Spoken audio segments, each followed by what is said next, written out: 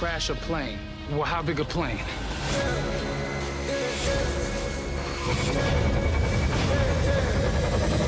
That part is a little dramatic.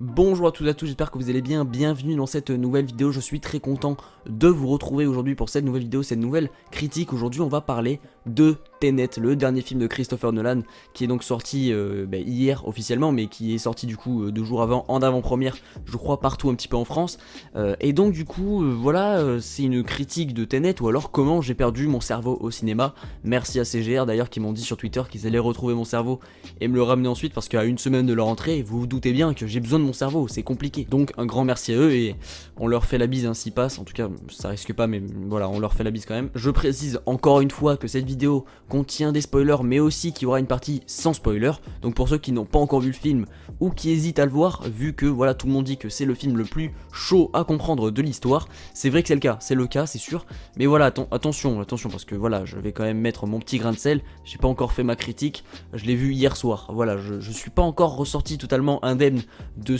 cette claque cinématographique, mais on va en parler. Donc c'est parti sans spoiler, tu me mets la petite écriture voilà en haut de l'écran, en haut à gauche, merci beaucoup. On peut commencer donc cette vidéo. Tenet est donc réalisé sans surprise par Christopher Nolan, tout le monde s'y attendait pas du tout, excellent. On va donc y suivre un personnage interprété par John David Washington qui a donc décidé à se battre et pour sauver le monde. Notre protagoniste sillonne l'univers crépusculaire de l'espionnage international. Sa mission le projettera dans une dimension qui dépasse le temps.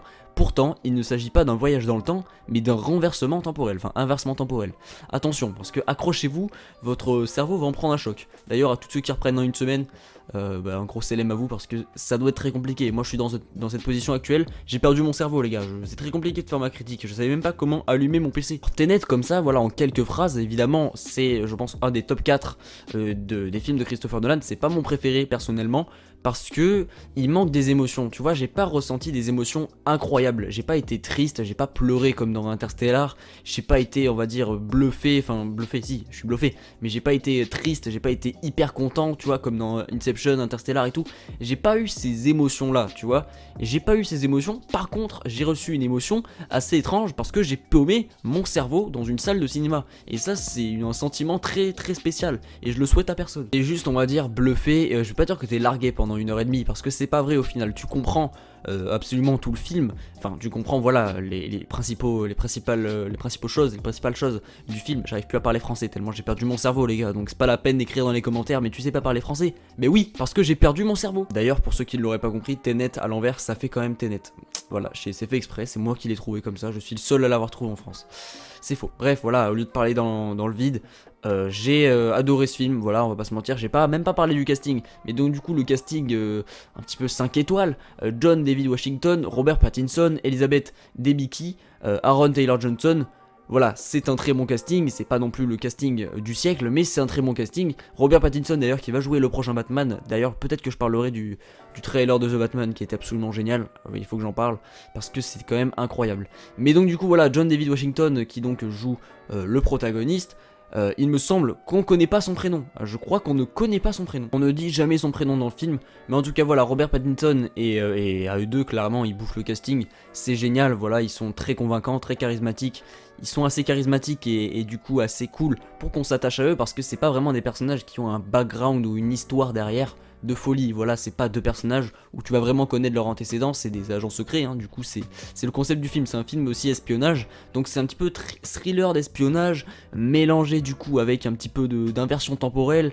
Je vous laisse imaginer le résultat, mais en tout cas il est convaincant, c'est sûr. Elizabeth Debicki, parce que c'est très compliqué de parler sans spoiler, mais du coup Elizabeth Debicki, elle est assez froide, tu vois, elle est jolie et tout, c'est cool, mais elle est très froide, même dans son regard et dans sa voix.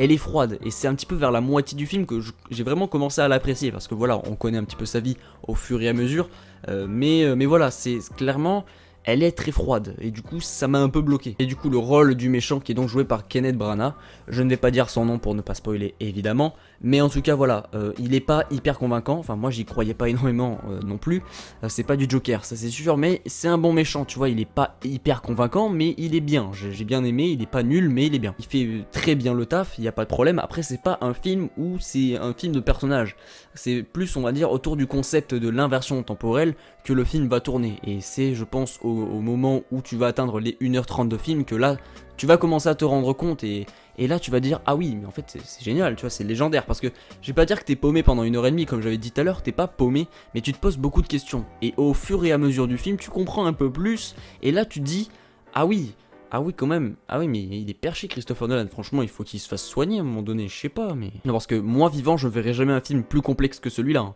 Ça c'est sûr. Après il y a une autre question qui se pose, est-ce que du coup via cette complexité de l'œuvre de Christopher Nolan, est-ce que c'est vraiment le film qui va sauver les salles? Oui, c'est le film qui va sauver les salles. En fait, c'est plus pour le film que ça va être compliqué parce que tout le monde veut voir Tenet, tout le monde va aller le voir, tout le monde va se jeter dessus. Après, d'ailleurs, question Covid, on en reparlera un petit peu après. Mais voilà, Tenet, tout le monde veut le voir, tout le monde va le voir, il n'y a pas de problème. Mais après, le film en lui-même, il est tellement complexe qu'il sort peut-être au mauvais moment parce que les gens, ils ont pas vu un grand film depuis longtemps. Là, on parle tous de Tenet, nanana, tout le monde va voir Tenet, mais du coup, c'est plus pour le film que ça va être un peu dommage parce que les gens, j'ai vu d'ailleurs beaucoup de critiques un peu négatives, les gens ne l'ont pas vraiment compris, il y a des gens qui ne l'ont pas compris et qui vont mal le juger, mal le noter et ça c'est ultra triste. En tout cas personnellement j'ai compris, enfin je crois, parce que du coup j'ai perdu mon cerveau, donc si je l'ai toujours pas compris en perdant mon cerveau, c'est compliqué. En tout cas je connais pas des gens qui ont détesté Tenet, je ne pense pas, mais en tout cas voilà. La musique du film, la BO n'est pas la meilleure des films de Nolan, elle fait son taf, voilà, elle est un peu à l'image de la complexité de l'œuvre, elle est pesante, elle est stressante, elle est bien. Elle est ultra cool, vraiment ça j'ai très bien aimé, elle correspond vraiment bien à l'univers de Tenet.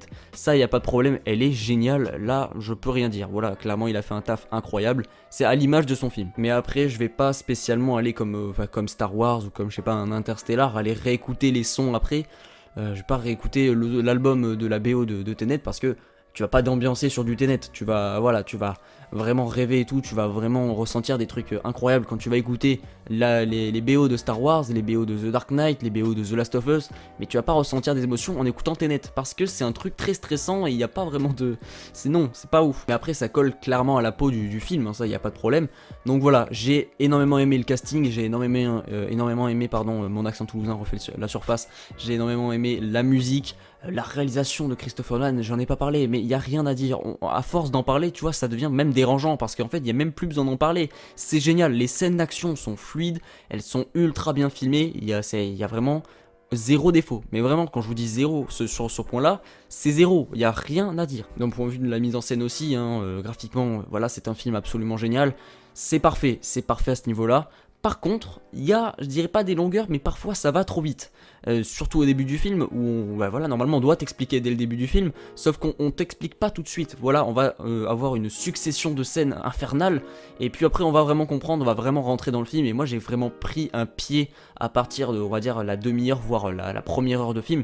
Là j'ai vraiment pris mon pied, je me suis dit, ah oui, c'est grandiose. Mais c'est vrai qu'à un moment donné du début du film, je me suis dit, mais en fait je vais pas m'y faire. C'est vrai que c'est au début du film j'ai un peu galéré, tu vois, c'était très rapide, et c'est un film aussi, on te dit pas énormément de choses, puis après tu comprends, et après c'est génial. Mais bon, au début du film, il y avait vraiment, c'était très rapide. C'est compliqué d'en parler sans spoiler. Voilà, pour ceux qui ont vu le film, c'est compliqué, vous le savez. Et du coup, d'un point de vue de Covid, on ne peut que applaudir la décision de Warner et donc de Christopher Nolan de sortir le film aujourd'hui, voilà, le 26 août, voilà, j'avais oublié, le 26 août, même s'il est sorti du coup 2 jours avant pour des avant-premières, mais c'est pas vraiment des avant-premières, puisque c'était comme des séances normaux, pardon. Donc du coup, voilà, il est sorti il y a 2 jours officiellement. Donc merci à eux parce que de base il devait sortir il y a 1 mois, donc 1 mois de retard c'est pas énorme.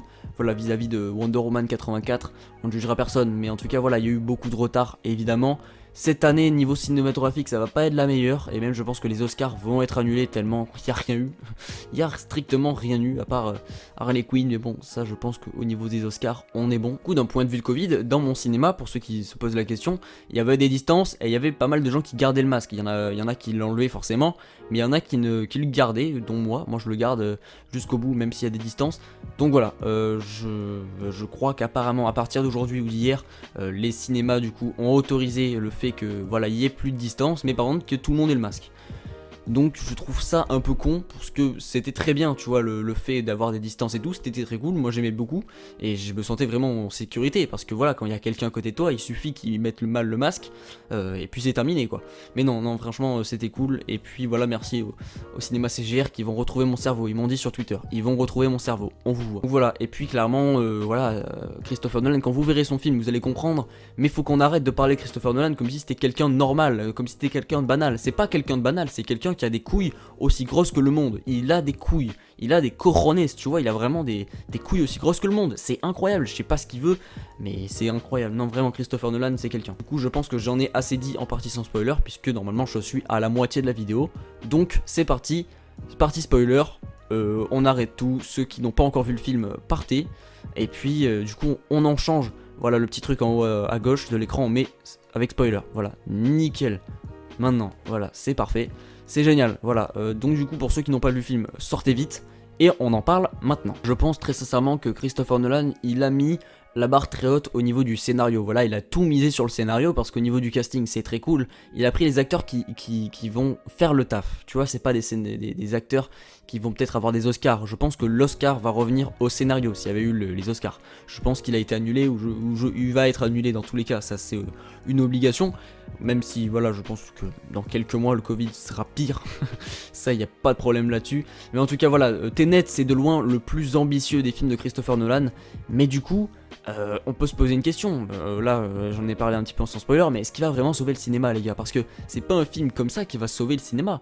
Après, c'est mon point de vue, mais bon, si, je pense qu'il va clairement le sauver. Mais bon, c'est sûr que les gens vont perdre leur cerveau, donc non, il va pas sauver. Il va peut-être sauver le cinéma, mais il va pas sauver les êtres humains, hein, ça c'est sûr. Donc depuis Memento et depuis Inception, Interstellar et tout, oubliez tout ça.